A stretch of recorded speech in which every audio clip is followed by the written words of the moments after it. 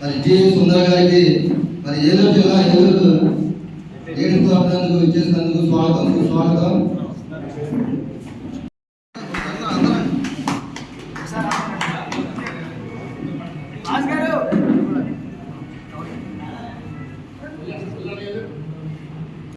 నాయకత్వం జీవి సుందరన్న నాయకత్వం, జీవి సుందరన్న నాయకత్వం.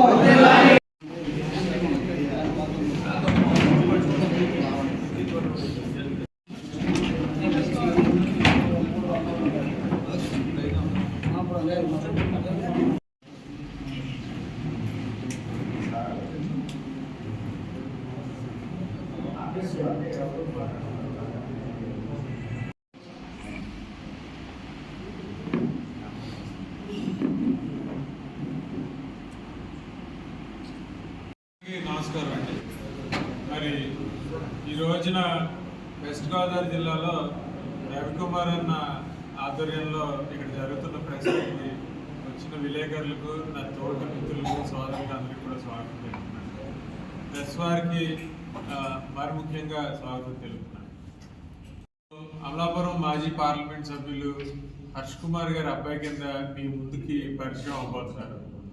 నన్ను గ్రాడ్యుయేట్ ఎమ్మెల్సీ క్యాండిడేట్గా ఇక్కడ ఉన్న వాళ్ళందరూ కూడా కలిపి నన్ను నిల్చోబెట్టడం జరిగింది. ఈ ఎన్నికలు ఎస్పెషల్లీ మనం చూస్తున్నది రెండు కులాల మధ్యన జరిగే ఎన్నికల కింద చూస్తుంది. ఆ రెండు కులాలు ఏంటంటే డబ్బున్న వర్గం, డబ్బు లేని వర్గం, నిజాయితీ ఉన్న వర్గం, దోచుకు తినే వర్గం. ఈ రెండు కులాల మధ్యన జరిగే ఎన్నికలుగా చూస్తున్నాం.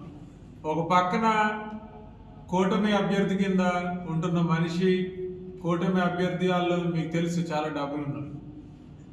మేము గుండె ధైర్యం ఉన్నోళ్ళం, ఆత్మ గౌరవం ఉన్నోళ్ళం, ఆత్మాభిమానం ఉన్నోళ్ళం.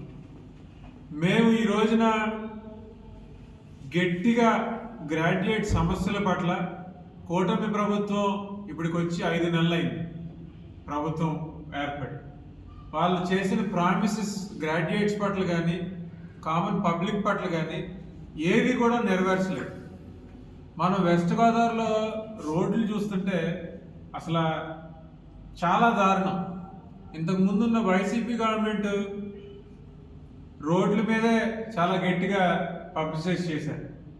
మరి ఈరోజు 5 నెలలైంది, ఒక్క రోడ్డు కూడా వేయలేదు టీడీపీ వాళ్ళు. తర్వాత గ్రాడ్యుయేట్ సమస్యలకు వచ్చేటప్పటికి ఒకటే అడుగుతున్నాను, 3000 నిరుద్యోగ భృతి ప్రామిస్ చేశారు. నిన్న బడ్జెట్లో దాని గురించి ఒక్క మాట మాట్లాడలేదు.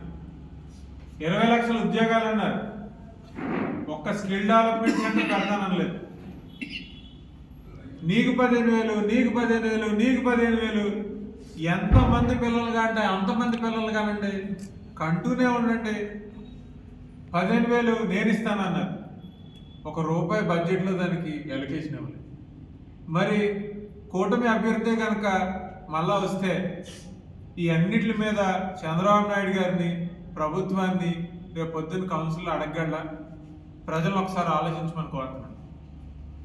నాలాంటి ఇండిపెండెంట్ వాయిస్, ఒక గ్రాడ్యుయేట్ వాయిస్, మీలాంటి ఒక తోటి మనిషి వాయిస్ రేపు కౌన్సిల్లో వెళ్తే మీ అన్ని సమస్యలు కోవటం, మీ అన్ని సమస్యల పట్ల మీ వాయిస్ అయి గట్టిగా రేపు పొద్దున్న చట్టసభల్లో అడిగే పరిస్థితి వస్తుంది.